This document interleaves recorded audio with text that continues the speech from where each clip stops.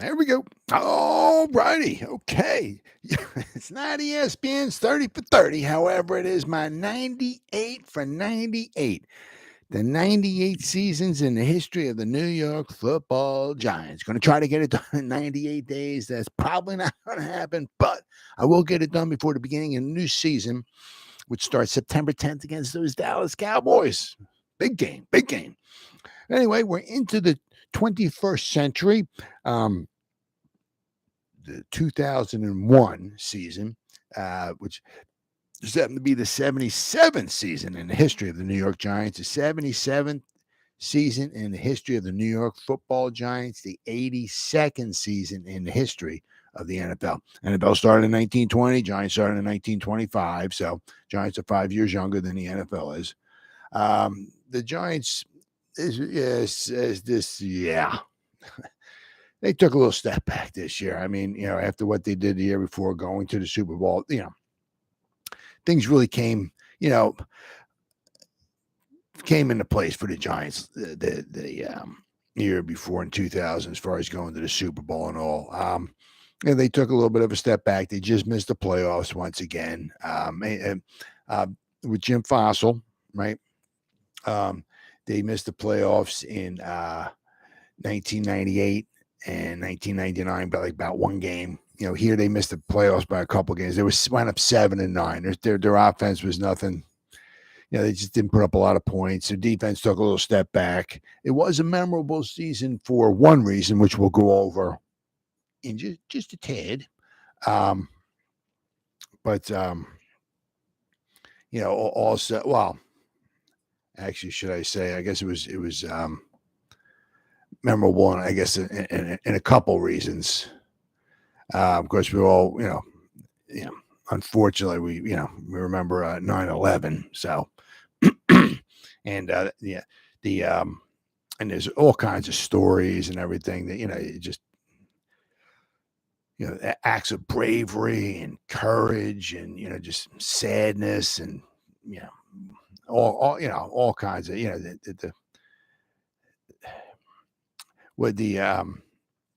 a lot of it was revolved around. Now, there's a ton of stories online, but a lot of it was because the Giants the night before were out in Denver and they played the Monday night game, and they got beat up pretty good there. They got pretty much got embarrassed in that game, but they flew home, and there's all kinds of stories about the Giants, the coaches and the players and everything. As far as what they saw, looking out the right by the stadium. Some of them were at the stadium. Some of the coaches were at the stadium, looking out the window, whatever, and seeing that what was going on and everything. But so on September 10th, in Denver, the Giants had a game. They got home early in the morning from Denver, and some of them might have been I guess sleeping or because obviously 9/11, when the planes attacked the Twin Towers happened early in the morning. I forgot what it was, like 8 o'clock in the morning or so. So wasn't so much necessarily like business as usual for the Giants because 9/11 was on a Tuesday. Now, had the Giants, normally it was business as usual, at like 8 o'clock or so, whatever in the morning, all the coaches would have been at the stadium. The play, if they were going to have any type, practice or whatever, a lot of the players would have been at the stadium, But that necessarily wasn't the case because I remember like the Giants didn't get in from Denver to like 4 in the morning or so, whatever. So, but just and the opening football, the weekend was on September 9th, which was a Sunday, and then the Giants played Monday night, which was September 10th. So in honor, or however you want to call it, they canceled the football games for the following weekend, which would have been the 16th and the 17th. So the Sunday and the Monday night game would have been the 16th and the 17th. So the Giants didn't play. They played Monday, September 10th, and they didn't play their next game until September 23rd in Kansas City, and once again, that was really a touching. Don't ever be said that the Kansas City fans are they're an absolute class act. Absolute class act. It just I just almost get a little choked up just thinking about it.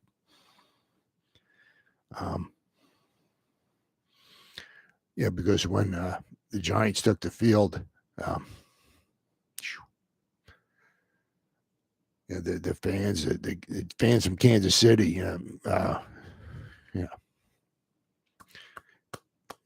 they're all standing up.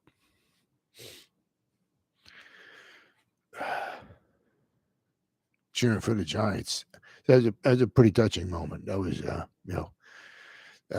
Chiefs are, class act organization, and their fans were really classy.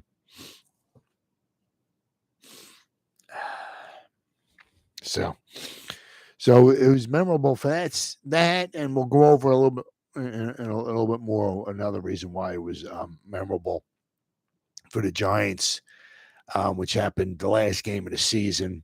So we'll go over that.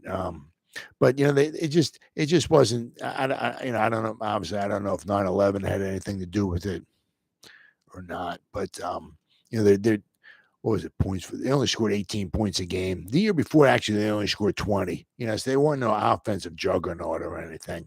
I said in 2000, a lot of things just really fell together for them, and that's why they were able to. They were a good team, good solid team, but that's why they were able to take it all the way to the Super Bowl. Their defense took a little step back. The defense, I believe, gave up 15 points a game in 2000. This year, they gave up 20 points a game. So they gave up more points than they scored, and somehow they still managed with a record of 7-9. But I believe, if I remember correctly, looking at the records, I think the wild card team was 9-7. And the Giants were 7-9. There were two tough losses that the Giants got back to back, right? Which were just tough losses. It piss you off. One of them, of course, was against the Eagles, and the other one was against the Rams. We'll go over that in a minute. But a couple wins here or there, and the Giants could have maybe somehow found their way back into the playoffs again. But let's see what happened here in the preseason. All right, the Giants started off. That wasn't pretty. They were 1-3. The first game was Friday, August 10th, against in Foxborough Stadium against the Patriots. They lost 14-0. Yes, not pretty when you get shut out in the preseason. Let me tell you what. Then they bounced back, okay, and they beat Tom Coughlin and those Jacksonville Jaguars on Thursday, August 16th. At Giant Stadium. They won 27-5. Interesting. Then the Giants were the home team against the Jets. So on Saturday, August 25th, the Giants lost to the Jets 17-14. And then against the Ravens, the final preseason game, Friday, August 31st, was in Baltimore. They lost 38-9. So not a great preseason. But once again, it was only preseason. Okay. So how about that draft? They did a little bit of wheeling and dealing during the draft, and they were kind of hoping that when it was all said and done, and the cloak, when the smoke, I was trying to combine smoke and cleared, and I got cloak. When the smoke cleared, okay, they would have their two starting cornerbacks. It was the Will and Will era, right? And they did kind of both of the Wills had very long careers, right? So in the first round, and they had to do a little wheeling and dealing, okay? But they grabbed themselves Will Allen, all right, out of Syracuse, and they had to move up for him. He had a rather lengthy career. He played it's a 10-year career. He played 5 years with the Giants, 5 years with the Dolphins. So, but he was, let's see, what was it? His best season, I guess, with the Giants, it was his first season, 2001. He had 4 interceptions. But he had 8 interceptions with the Giants, and he had 7 interceptions with the Dolphins. I mean, he was an okay, but they had to move up. They had to jump up and do some trading. So let's see here. The Giants in the first round. Let's see here. All right. So the Giants were, where are they at here? Okay, here you go. The Giants were in the 30th pick in the first round because they got to the Super Bowl and they lost, right? So they traded up. Where are we here? With the Lions. Let's see. Where are they at here? That's it. I'm sorry. My bad. They traded up with the Colts in the first round. The Giants were picking 30th, and they jumped up and traded with the Colts, who were picking 22nd. So with the 22nd, I guess the Giants were trying to jump up in front of like the Saints or the Broncos or maybe the Eagles or whatever, because those are the teams picking after the Colts. So the Giants jumped from 30th to 22nd, right? And they took Will Allen with that pick. The shame of it is that, the Colts dropped back to 30th and they wound up taking Reggie Wayne, who was a phenomenal wide receiver. Giants could have used him, and he played for a long time. But let's see. So the Giants, they traded, the Giants traded 3 picks to move up from 30th to 22nd. They traded their first round pick, their third round pick, and their 6th round pick in this year's draft. So first, the third, and the 6th to move up 8 spots in the first round to get Will Allen. So, I mean, could they have done better? Yeah. Could they have done worse? Yeah. So, I'm saying just the thing is the kind of the little kicker was that with the Colts took the Giants' first round pick and took Reggie Wayne, who was a great wide receiver. I mean, if you could have coupled him up with the wide receivers the Giants had, oh my goodness, with like Hakeem Nicks and Cruz and Manningham and Steve Smith and obviously Amani Toomer and Plaxico Burress, and oh my goodness, holy moly, holy cow, Batman. Wow. But, so the Giants took in the first round, they wound up taking Will Allen. So, as I said, he played 5 seasons for the Giants, and he played 5 seasons for the Dolphins. Yeah, that was it, and his career was over. So, let's see here. The Giants, let's see now here. Wound up trading, and then in the second round, the Giants traded with the Lions. Let's see now here. 4th round pick, Scott and Sean Rogers. So the Giants traded their 2nd round pick to the Lions. 4th round pick. Let's see. So the Lions could jump up. All right, and Giants. The Lions drafted with the Giants' 2nd round pick. The Lions drafted Sean Rogers, but in return, the Giants got let's see, they got the Lions' 3rd round pick, a 4th round pick. Yeah, 3rd and a 4th. So the Giants got the Lions' 3rd and 4th. So the Lions could jump up and get the Giants' 2nd round pick. So the Giants didn't have a 2nd round pick. But they did some wheeling and dealing here. So in the with the Lions' 3rd round pick that the Giants got from that last trade, Giants traded away their 2nd round pick and got the Lions' 3rd round pick. The Giants drafted Will Peterson, and once again, he was the same thing. He was a defensive back from Western Illinois, and I think it was the same thing. He played 10 seasons. So they drafted guys who had lengthy careers, okay? But it was the same thing. He played 5 seasons with the Giants. Then he played 2 with the Eagles, 1 with Jacksonville, 1 with Detroit, 1 with San Francisco. So, they drafted guys. They traded up or traded, with other teams to get these picks and all. And I mean, he wasn't. His problem was injuries. Let's see. In 2002, he missed 4 games. 2003, he only played in 5 games, so he missed 11 games. 2004, he played in every game, and actually in 2001, he played every. But then in 2005, he only played in 2 games. So he missed a lot of time due to injuries, a lot of time. That was his one problem. And the rest of his career, 2006 with the Eagles, he played in 3 games. 2008 with Jacksonville, he only played in 8 games. His final season with San Francisco in 2010, he only played in 5 games. So his problem was injuries. That was his problem. So, I mean, the Giants did some wheeling and dealing. They got a will, and a will, okay, as their, but they're cornerbacks. Once again, could they have done worse? Yep. Could they have done better? Yeah, probably. Yeah.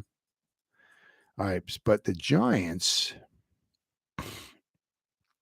okay, so with their own third round pick, they traded away for the Colts in the first round. So the Giants can trade with the Colts in the first round. So the Giants going from 30th to 22nd with the Colts. Well, the Giants traded away their own third round pick. So the Colts wound up taking Corey Bird. So that's why the Giants didn't have their own third round pick, but they had the Lions' third round pick. So in the fourth round, the Giants had the Lions' fourth round pick. Remember, the Lions jumped up, took the Giants' second round pick, and the Lions gave the Giants the Lions' third and fourth round pick. So with the Lions' fourth round pick, the New York Giants took Cedric Scott. All right. And let's see, was not a good pick. He was a defensive end from Southern Mississippi. He played 2 seasons. 2001 was with the Giants. He played 9 games, and in 2002 he played in Cleveland with 4 games. So, not a banner pick. All right, then let's see here. The Giants, with their own 4th round pick, they took Jesse Palmer. Okay, so that wasn't bad, not too bad. But unfortunately, he only played. They needed a backup quarterback, right? So they took him. But unfortunately, he only played 2 seasons. And in 2003, he played 3 games. He had to step in for Kerry Collins in 2003, and he played 3 games. But he was 0-3. He completed 51.7% of his passes. He had 3 touchdowns and 4 interceptions. So, it wasn't a banner year. So he played 2 seasons for the Giants. So the Giants had a nice backup quarterback, or not a nice, but they had a backup quarterback for 2 seasons. So then, of course, that was 2002 and 2003. Then, of course, in 2004, Palmer was gone. Kerry Collins was gone. They traded to get Eli Manning, and they also brought Kurt Warner in as well. So that's why the Giants, didn't really need Palmer or Kerry. Obviously, they didn't bring back Kerry Collins. So, all right. So that's that. So the 4th round selections. And the 5th round, the Giants once again had 2. They were doing some wheeling and dealing. Let me tell you what. All right. So in the 5th round, the Giants wanted. Let's see here. All right. The Giants, with their own 5th round pick, took John Markham. He was a kicker from Vanderbilt, and he never even made it in the NFL. Then, with the 5th round compensatory pick, right, the Giants took Jonathan Carter. He was a wide receiver from Troy. And what did he do? He played 2 seasons with the Giants, 2001 and 2002. Then in his final 2 seasons, he played with the Jets, 2003, 2004. What was it? He basically looked like he was a kick returner. Pretty much. Special teamer. All right. So, the Giants did not have a 6th round pick because they traded it away to the Colts when they traded up from 30th to 22nd. The Giants traded away their first-round pick, their third-round pick, and their sixth-round pick to the Colts. And so that's why the Giants did not have a sixth-round pick, but the Giants did have a seventh-round pick, and I can't even pronounce this guy's last name. Giants, Russ Callaway, Callaway. That's my best guess. Kollodziej. Callaway. So, Ross Callaway. Once again, I don't even remember the guy. He was a defensive tackle and from Wisconsin, but he actually played from 2001 to 2007. He played 2 seasons with the Giants. Then he played 2 seasons with Arizona. Then in 2006, he went to Minnesota. And then his final season, he went back to Arizona again. So they took him in the 7th round, but he actually had a 6-year career. Good for him. I can't pronounce his name. I don't remember him. Let's see.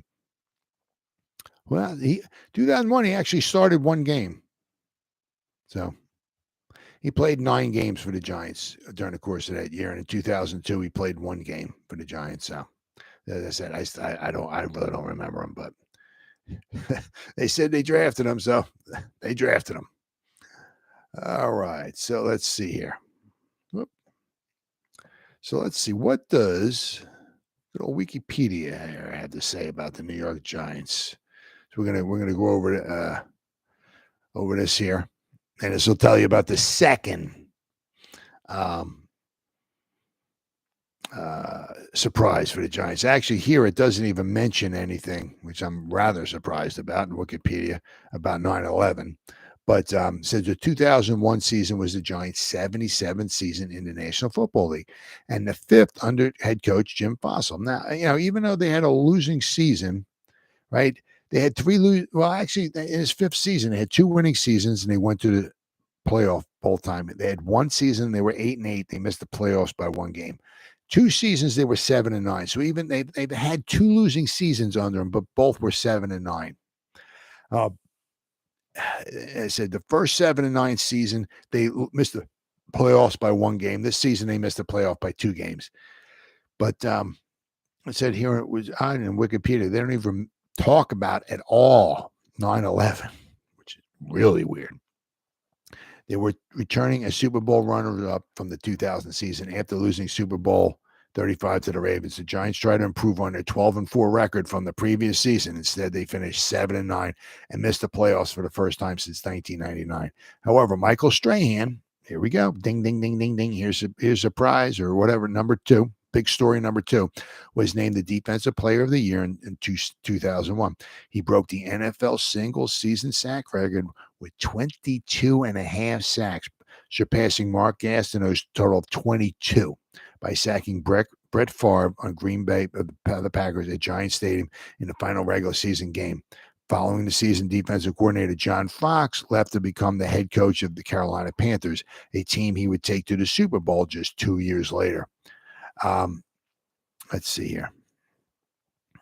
But they do have key additions and subtractions. The Giants additions, they got Morton Anderson, and they also got Kenny Holmes, which was from the Titans. And we were expecting bigger things from him, and he just didn't really seem to pan out very, very well.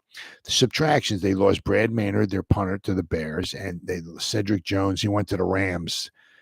He was their first overall pick in 1996, and he was not a good pick, number 5. He was not a very good pick at all. And they lost him to the Rams, but he never even made it with the Rams. So after he left, the Super Bowl after the 2000 season was his final game he played, I believe, in the NFL. Period. Then they lost Pete Mitchell, their leading tight end receiver. Right, over the past couple of seasons, they lost him to the Lions. But as I said, with the other big stories, there was Michael Strahan's. Now, there's always that kind of you don't know exactly what happened, and you're never going to find out because the Giants were pretty much being dominated by the Packers, and of course Brett Favre knew that Michael Strahan needed a sack. And all. to break the record. And somewhere late in the game, I can't remember. I guess maybe it was the fourth quarter, maybe third, fourth quarter. But I don't know. I'm not sure if I don't know if it was apparent to Brett Favre that Michael Strahan probably wasn't going to get a sack or something. And I don't know if Brett Favre felt bad for him or exactly. You're never going to know. But it really looks suspicious, the one play he got sacked on, because he took the ball and he rolled out to Michael Strahan's side. And before Michael Strahan was rushing, and Brett Favre just kind of fell to the ground, and Michael Strahan touched him and got a sack on it. So, yeah, I mean, did Brett Favre do that on purpose so Michael Strahan can get a sack and break the record? Afterwards, Brett Favre was asked about it, and I remember him specifically saying something along the lines of, he didn't say, "Yeah, I did it on purpose. I fell down," or whatever. But I do remember him saying, "All I know is that after when the game was over, we walked off the field," or something along those lines. Either the Green Bay Packers and Michael Strahan were both winners, or I was a winner and Michael Strahan was a winner, or something like that. But he did mention that Michael Strahan was, after the game was over, Michael Strahan was a winner. So were the Packers, I guess, something along those lines. But I mean, that's always one of those things in question. It always looked kind of sketchy because he took a ball, he rolled out to Michael Strahan's side, and he kind of fell down, and Michael Strahan touched him to get the sack to break the record. So a little ticky tack, but hey, we'll take it. But you know what? Michael Strahan of the New York Giants broke Mark Gastineau's record of the New York Jets. So there you go, baby, right? Of course, now they were playing 17 games, and of course, pretty soon, from what I understand, we might be playing 18 games. It's just a matter of time before Michael Strahan's sack record gets broken, but it is what it is. But the 2001 New York Giants, as I said, I mean, their offense was, was just not super spectacular. Let's see, as I said, they gave up more points than they scored. Kerry Collins went the whole way. He played all 16 games, started all 16. And what was he? Went 57.6% completion percentage. He had 19 touchdowns, 16 interceptions. He had 3,764 passing yards. Nothing super horrible. The Giants, their rushing attack took a little step back. Ron Dane, I believe, had 770 yards in 2000. This year, he had 690, and he even started 7 games. He played, he had more. I believe he started more games this year than he did last year. Tiki Barber missed a couple of games, so he only had 865 yards rushing. But still, he wound up with 72 receptions with 577 yards receiving. So, I mean, he still had another fantastic season, and he missed 2 games. But, I mean, the Giants' rushing attack, it was 1,777 yards. They averaged 111 yards a game. They had 424 rushes. I know in 2000, the Giants had over 500 rushes. The Giants the year before had like about 529 pass attempts, I think it was, but they had over 500 rushes as well. So they were split almost 50-50. This year was 424 rushes. And what did I say? How many pass attempts? 568. So they passed a little bit more than they ran. I mean, some of that is also because they were behind in a lot of games as well. In the year 2000, the Giants were ahead a lot in a lot of games. So they were able to continue to run the ball, try to chew up the clock and all, but this was not the case this season, as we'll go over some of these games. They averaged 4.2 yards a carry, which wasn't bad. They only had 11 rushing touchdowns. The defense only gave up 7 rushing touchdowns, though. So defense did good. However, the defense did give up 25 passing touchdowns, which wasn't too good. And even all of that, Tiki Barber, he was there. He had 72 receptions. He had 166 carries. So he was their main featured back, and he still had he returned 38 punts still. So he averaged 38 punts. He averaged 8.9 yards a punt return. So Tiki was doing it all. I mean, a lot of people, when they talk about like the Hall of Fame and stuff like that, they talk about numbers and stuff. Tiki even returned punts too. I mean, it wasn't much he didn't do. As far as the passing attack, Tiki had 72 receptions, but Greg Camella, the fullback, once again, had another nice season. He had 39 receptions. Amani Toomer had 72 receptions. Ike Hilliard, who missed a few games, I guess, due to injury, he had 52 receptions. Joe Juravicius, another good wide receiver, had 51 receptions. And, of course, he only played like another season. He had 51 receptions. The Giants had three nice wide receivers between Joe Juravicius, Ike Hilliard, and Amani Toomer.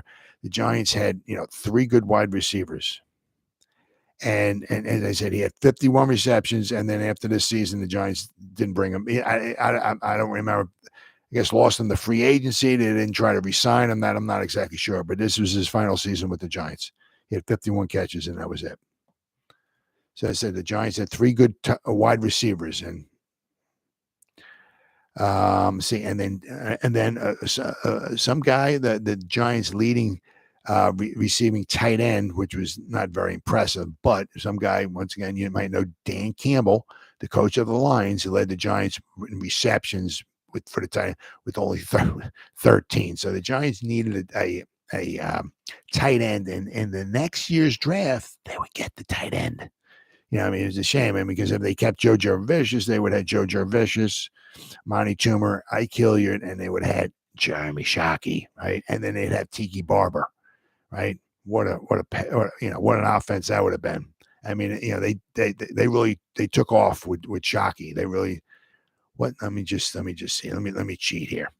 2001 points for 18.4.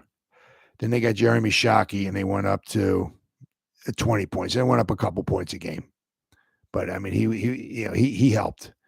Jeremy Shockey was a mismatch. He was definitely a mismatch. Let's see. The Giants had Morton Anderson. He did pretty good. He kicked 23 out of 28 field goals, 82.1%. Very impressive. Let's see here. The Giants, they lost Brad Maynard, so they had Rodney Williams punt for him. He averaged 42.9 yards punting. Owen Poachman also punted for the Giants too. He was a part-time kicker for the Giants. He punted the ball 5 times for 29 yards. He averaged 29 yards in his punts. Wow. The defense, basically Michael Strahan had half their sacks. Their defense had 46 sacks. Michael Strahan had 22 and a half of them. But the offensive line only gave up 36 sacks, so it wasn't too bad. But what do we got here? Michael Barrow had 6 sacks. Michael Strahan had 22 and a half. Kenny Holmes, who we just got from the Titans, he had 3.5 sacks. So, but Michael Strahan had basically half the Giants' sacks.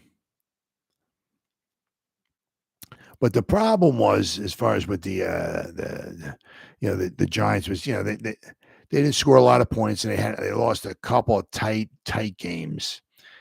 And let's see, they started off the season, in Denver, right? The Monday night game. I don't know. The Giants, they got outclassed. It was embarrassing. It was not very, very good. The Giants gave up 473 yards of offense. They gave up 25 first downs. It was not pretty. They lost 31-20. So then 9/11 happening, the Giants missed the week, right? So then they came back to 2 weeks later on Sunday, and they went out in Kansas City, and they beat the Chiefs 13-3. So now the Giants are 1-1. Then the Giants beat the New Orleans Saints at home 21-13. So now they're 2-1. And then the Giants hosted the Washington Redskins, and they beat them 23-9. So now the Giants are 3-1. They're basically heading, looking like about what they did the year before. The year before they were 12-4. Here they started off, they're 3-1. Things were looking good, but then the wheels fell off, and they only won 4 more games the rest of the season.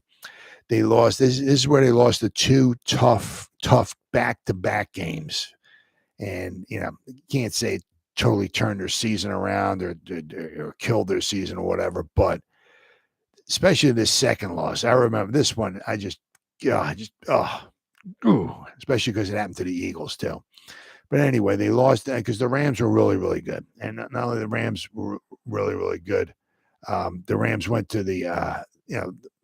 went to the Super Bowl this season as well. And so the Giants, held the Rams offense because the Rams had a very good offense, the greatest show on turf. Man, you might have heard of them.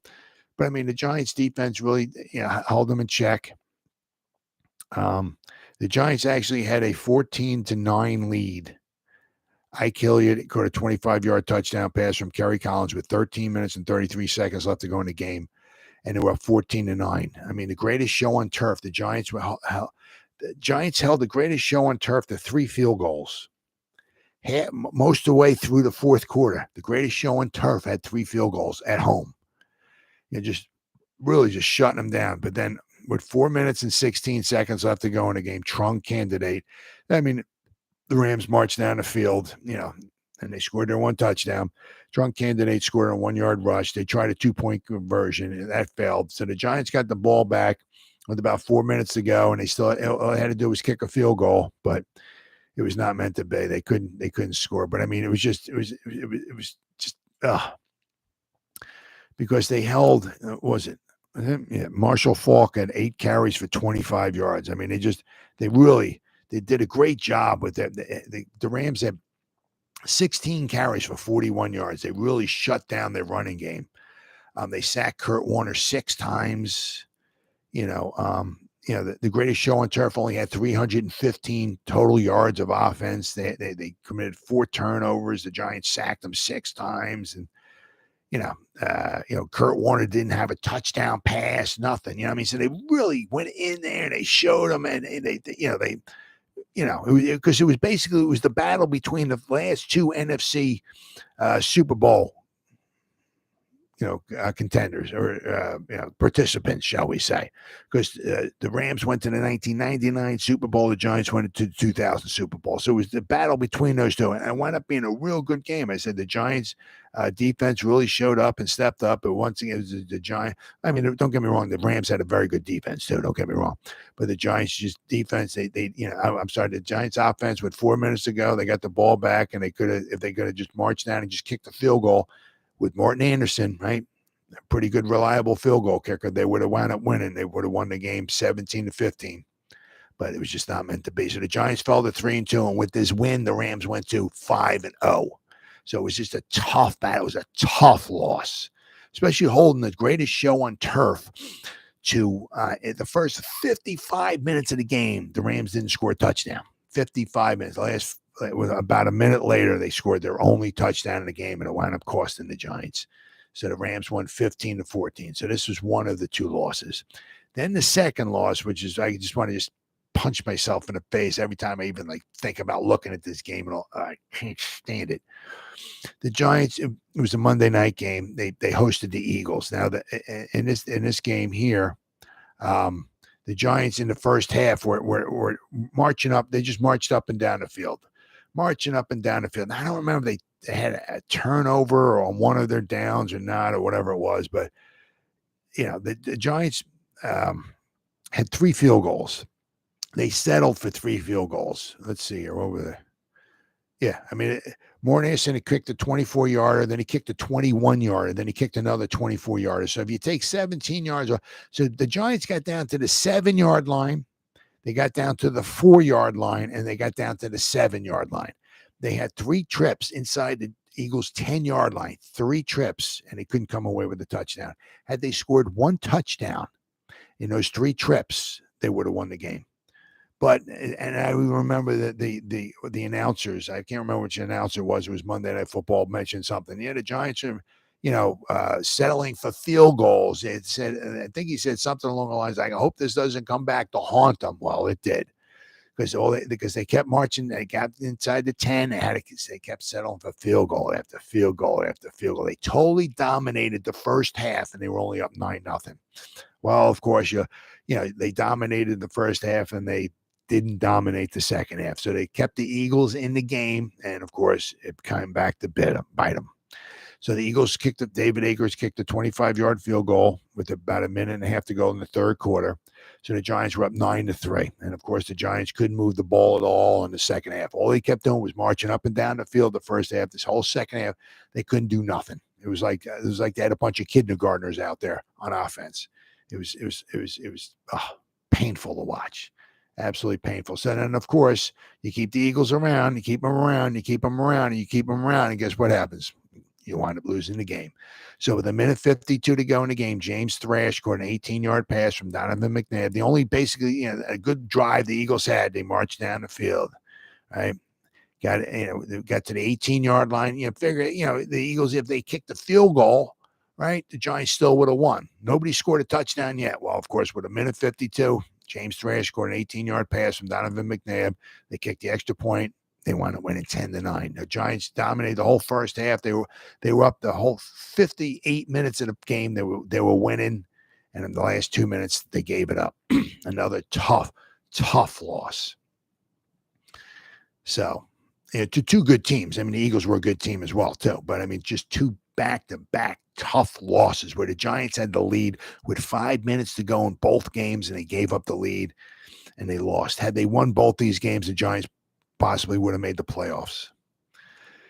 All right, so after that loss, the Giants fell to 3-3. Then they would lose 35-21 to the Redskins the following week. So now the Giants are 3-4. They were 3-1. Now they're 3-4. Then they would wind up winning. They would beat the Cowboys at home. They were in overtime. They would beat the Cowboys 27-24. So now the Giants are even at 4-4. Then the following week they would get above 500. They beat the Arizona Cardinals 17-10 at home. And now the record is 5-4. But you notice, I mean, now they were going to, quite a few games in a row where they were scoring under 20 points. They beat the Cardinals 17-10. Right now they're 5-4. The following week they would lose 28-16 to the Minnesota Vikings on the road. They played the Vikings and 28-16. So now they're 5-5. The following week. The Oakland Raiders came to town. The Giants scored 10 points. They lost 28-10 to the Raiders. Now they're 5-6. And let's see here. And the Raiders were a decent team too, because the following year the Raiders, this was the Tuck. Remember the Tuck game? So the Raiders were a very good football team. The Tuck rule with Tom Brady. Actually, it's off by one letter. As an absolute BS call. That was a fumble. I don't care what you say. That was a fumble. But anyway. So the Giants lost to the Raiders when they scored 10 points. And now the Giants are 5-6. The following week, the Giants would score 13 points. They lost 20-13 against Dallas in Dallas. So now the Giants are 5-7. So basically, the only way the Giants could make the playoffs was the wild card was had a record of 9-7. So the only way the Giants could make the playoffs, obviously they didn't know it at the time, but they had to win out. But basically, they were trying to win out anyway because to be 9-7, gave you a much better chance of obviously making the playoffs than if they were 8-8. So they were just trying to win out. So they won their first two games, but they scored 17 points against the Cardinals. They won 17-13 at home against the Cardinals. Now the Giants are 6-7. Then the Giants would beat Seattle at home. They actually scored over 20 points. They won 27-24. Now the Giants are 7-7. They still have a chance. But of course, that chance that ended the following week in Philadelphia once again. They lost 24-21 to the Eagles. The Eagles kicked David Akers kicked this one too. This once again, this one. The Giants, Ron Dane had a 16-yard run, and Tiki Barber ran a 2-point conversion in to put the Giants up 21-14 with 2 minutes and 43 seconds left to go in the game. 2 minutes and 43 seconds, the Giants were up by 7. The Eagles scored 2 times in the final 2 minutes of the game and beat the Giants. The Eagles got the ball back, and they got a 7-yard touchdown pass. Chad Lewis, 7-yard touchdown pass from Donovan McNabb to tie the game at 21-21 with 1:49 to go. The Giants had to kick the ball back to the Eagles. The Eagles marched down, got in the field goal range, and David Akers, with 7 seconds left, kicked a 35-yard field goal to beat the Giants 24-21. So once again, another gut-wrenching final minute loss. They just derailed the Giants' season. I mean, I said once again, the Eagles were a very good team. Eagles scored 17 points in the final quarter. Yeah, they only scored 7 points the whole game. So in the final quarter, they scored 17 points to beat the Giants. Actually, it was 7-0. It was 7-0 and a half. It was a really low scoring game, but I mean, then they scored 20. The two teams scored combined total 28 points in the final quarter. But the Eagles were 10-5. So the Eagles are a good team. Very good team that year. Obviously, Andy Reid, right? That was when they really started coming on. But it was another final minute or two gut-wrenching loss that the Giants had. They had like 3 of those, but the 2 against the Eagles and 1 against the Rams that really derailed the Giants season. But they didn't deserve it. So after the Giants lost that, they were 7-8, and all they had to play for was pride in the final week at home, and basically just try to get Michael Strahan the sack record. And he got a sack, but I mean, once again, it was a little questionable. But hey, in the record books, it all counted. It counts as a sack. A sack's a sack. So, but the Giants lost at home to Green Bay 34-25. And so the Giants finished with a record of 7-9. Once again, just, some tough losses there at the end. They could not finish. So if they'd won a couple of those games, they might have made the playoffs. And, they were not good enough. I'm sure they wouldn't have gone that far in the playoffs had they made the playoffs, because where we at here? The Tampa Bay Buccaneers, they got the final wild card spot with a record of 9-7. So if the Giants won a couple extra games, they won some games. They could have won them. Had they won a couple extra games, they might have beaten the Bucs in a tiebreaker. But as I said, I mean, the Giants lost to the Rams, who were 14-2. They lost 2 games to the Eagles, who were 11-5. So they lost 3 tough games to 2 good opponents. So the 2001 seasons, what happened? What's going on? The 2001 season was its 82nd regular season in history of the National Football League, and the first season of the 21st century. Yeah, first season of the 21st century. I guess the 2000 season wasn't the first season of the 21st century. I don't know.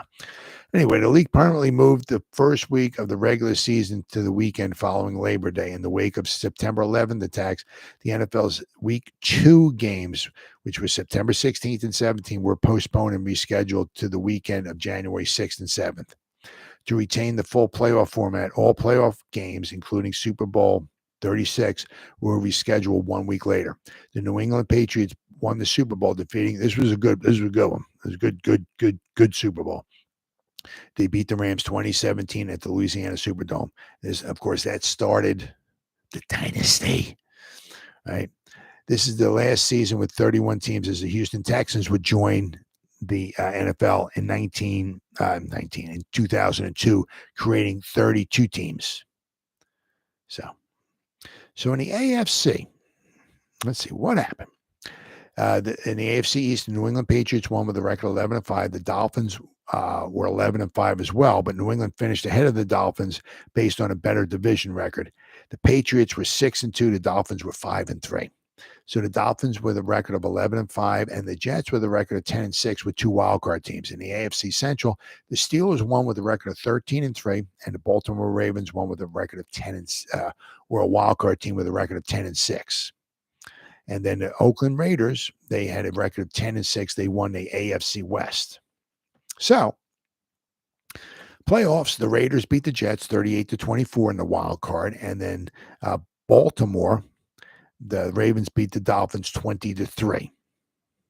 So in the divisional round, New England on the tuck rule, which once again, I you can say whatever you want. It's the tuck rule is only off by 1 letter. It's an absolute BS rule. I mean, it was a fumble. I don't care what. It's a fumble.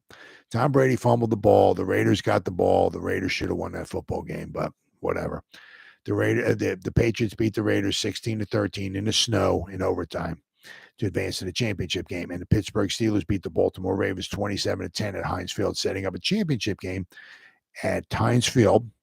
And Tom Brady and New England Patriots went into Pittsburgh and won 24-17, sending New England Patriots to the Super Bowl. So in the NFC, the Philadelphia Eagles won the NFC East. Now this was, when they started coming on. They had this was the string of 4 straight championship games that the Eagles would go to, 4 straight championship games. So, I mean, with Donovan McNabb and, they had good defense, good offense, but Andy Reid was the coach. The Eagles were a force. They were a force. So the Eagles won the NFC East with a record of 11-5. In the NFC Central, the Bears won with a record of 13-3. The Packers were 12-4. They got a wild card, and the Tampa Bay Buccaneers, they got a wild card at a record of 9-7. In the NFC West, the St. Louis Rams won with a record of 14-2. And the 49ers were the other wild card team with a record of 12-4. So in the wild card in the NFC, Philadelphia beat Tampa Bay 31-9 at Veterans Stadium. And in the other wild card at Lambeau Field, Green Bay beat the 49ers 25-15, setting up the divisional round. Philadelphia went on the road and in Soldier Field beat the Bears 33-19. And the Rams beat the Packers 45-17, setting up the championship game in St. Louis between the Rams and the Eagles, and the Rams would wind up winning. It wound up being a good game, very, very entertaining game. The Rams won 29-24. So it set up the Super Bowl between the New England Patriots, Super Bowl 36, and the St. Louis Rams. And the Rams were definitely favored, heavily favored. The greatest show on turf, this, that, and the other thing and all. But without going over the whole game and everything like that. Let's see. Jeff Wilkins kicked a 50-yard field goal in the first quarter to put the Rams up 3-0. Then you see an interception return. This is one of the things that wound up doing the Rams in.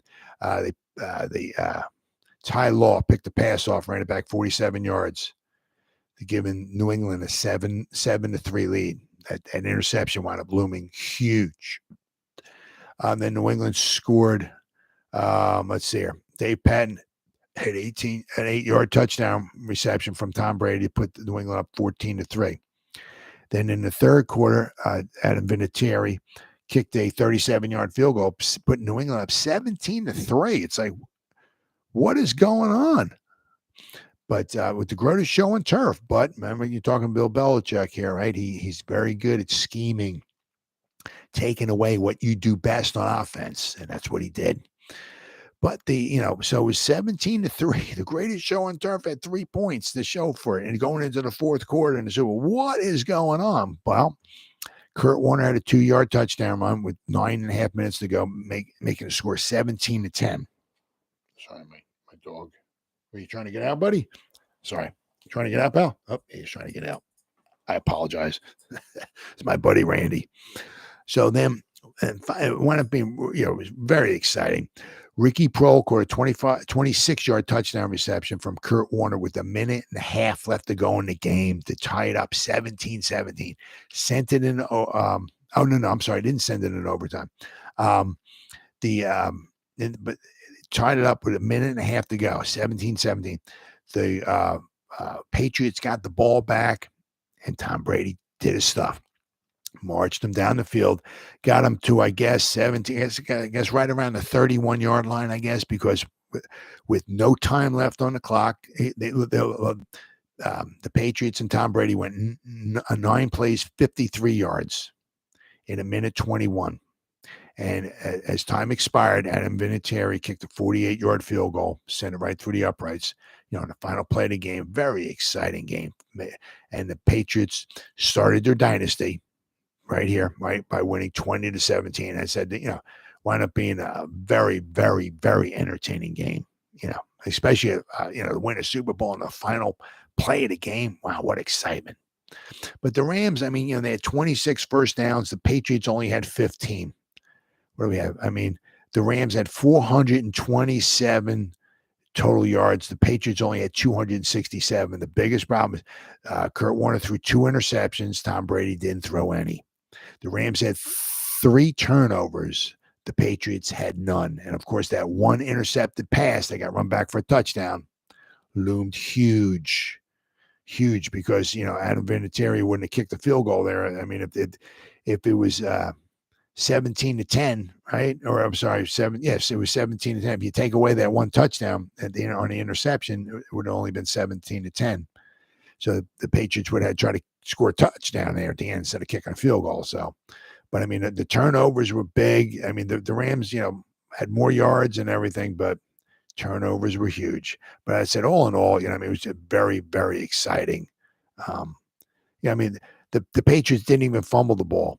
The Rams fumbled it 2 times. They lost 1. But I mean, the Patriots didn't have an interception. They didn't fumble the ball, nothing. So, net yards passing. The Rams had 337 net yards passing. Tom Brady and the Patriots had 134 net yards passing, 134, and they still won the game. They had 267 total yards, and they won the football game. I mean, but it is what it is. Like I said, all I know is a very, very exciting football game. I remember watching it. I didn't know it was going to start a dynasty the way it was. I was like, oh, that's nice. That little Tom Brady, that's cool. Yeah, you win your Super Bowl. Okay, so you go back home, and we'll probably never hear from you ever again. Okay, nope. Little did I know, right? They wouldn't be back the next year, but they won the 2. They would think they won in 2003 and 2004. So I mean, little did I know that. Tom Brady would be back many, many times over. But I mean, the Giants took a step back. The defense was okay. Their offense was not super spectacular. Those 3 tough losses that they had, the 2 to the Eagles, 1 to the Rams, and cost them. And even they didn't have a great season. They still was 7-9. They only missed the playoffs by a couple of games, but. In 2002, with Jeremy Shock, the Giants would, things would turn around a little bit, and they would come back to their winning ways, and they would go back to the playoffs. But in the playoffs, Jim Fossil, the coach, had the 2 most gut-wrenching, absolute in the history of 98-year history of the New York Giants, the 2 absolute most gut-wrenching playoff losses, bar none, in the history of the Giants.